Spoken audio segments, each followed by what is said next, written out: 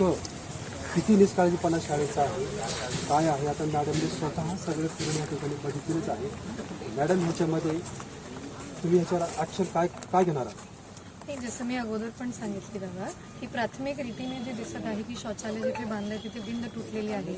शौचालयाला जाताना मुलं जर बोलले तर ते CCTV फुटेजही पाहणार आहोत. आणि प्राथमिक रीतीने जे दिसत आहे तेच जर निष्काळजीपणे झालेला सिद्ध झाला तर आपण स्ट्रिक्टेस्ट ॲक्शन शाळेंच्याकडे करतो. त्याच्यात काय दोन मत नाही, दोन मत.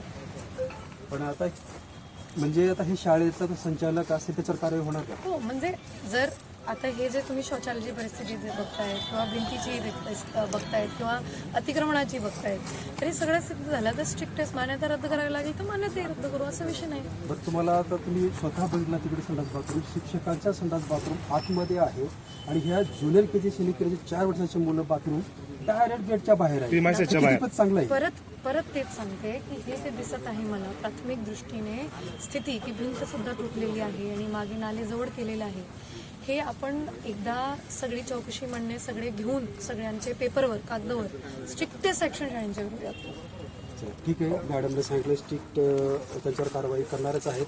बघूया, आपण लक्ष ठेवूनच आहे. धन्यवाद.